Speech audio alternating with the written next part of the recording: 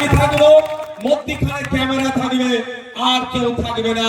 আমি প্রমাণ করে দেবো পশ্চিম বাংলার মানুষের 1947 থেকে 2011-তে যত না ক্ষতি করেছে এই মমতা ব্যানার্জি, 2011 থেকে 2025 সব থেকে বেশি ক্ষতি মুসলমানদের করেছে, দলিতদের করেছে, আদিবাসীদের করেছে। এই মমতা ব্যানার্জি পশ্চিম বাংলার শিক্ষিত যুবকদের করেছে। আমি প্রমাণ করে দেবো।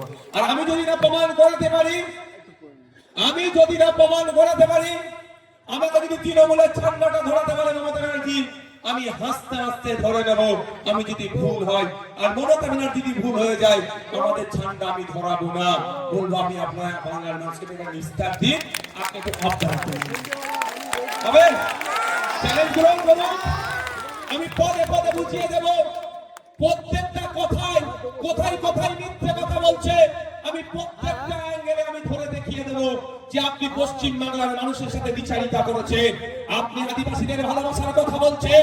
সংবিধান প্রদত্ত অধিকার 6 শিডিউল, যে 6 শিডিউল যদি বাস্তবায়ন হয়, কোন আদিবাসীকে আর কোন স্কলারশিপের প্রয়োজন হবে না। আদিবাসী ভাইরা মাথা তুলে বাঁচতে পারবে, মেন স্ট্রিমে থাকতে পারবে, তাদের উন্নয়ন হবে, তাদের শিক্ষা প্রতিষ্ঠান বানাতে পারবে, তারা স্বাস্থ্য কেন্দ্র বানাতে পারবে, তাদের জয় জয়কার হয়ে যাবে। সংবিধান সেই অধিকার আদিবাসীদেরকে দিয়েছে। 6 শিডিউল মমতা ব্যানার্জি আদিবাসীদেরকে ভালোবাসিল, পূর্ণাঙ্গ রূপে 6 শিডিউলের বাস্তবায়ন করছে না।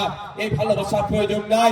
মমতা ব্যানার্জি মুসলমানদের ভালোবাসছে, কিন্তু শিক্ষাতে দেখুন, স্বাস্থ্যে দেখুন, কর্মসংস্থানে দেখুন, মুসলমানদের খুঁজে পাওয়া যাচ্ছে না। এই ভালোবাসা মমতা ব্যানার্জির আমার প্রয়োজন নাই। মমতা ব্যানার্জি শিক্ষকদের ভালোবাসছে, কিন্তু সরকারি শিক্ষকরা কেন্দ্রীয় সমাহারে দিয়ে পাচ্ছে না। এই ভালোবাসা আমার দরকার নাই। মমতা ব্যানার্জি পুলিশদেরকে নাকি খুব ভালোবাসছে, কিন্তু পুলিশদের হকেট দিয়ে তাদেরকে বুঝিয়ে দিচ্ছে না। একটা পুলিশ 8 ঘন্টার বেশি কেন ডিউটি করবে? সরকারি কর্মচারী 8 ঘন্টার বেশি ডিউটি করে না। একটা পুলিশকে 14 ঘন্টা 15 ঘন্টা কেন ডিউটি করতে হচ্ছে? এই আমার ভালোবাসার প্রয়োজন নাই। তাই বন্ধুগণ, এই মমতা ব্যানার্জি পশ্চিম বাংলার মানুষের সাথে দ্বিচারিতা করছে। আর এই দ্বিচারিতা যাতে না ধরতে পারেন, এই দ্বিচারিতা থাকার পরও যাতে না আপনি অন্য জায়গায় অপশন থাকে, সেই জন্য মমতা ব্যানার্জি বিজেপিকে ডেকে নিয়েছে, আপনার সামনে দাঁড় করিয়ে দিচ্ছে।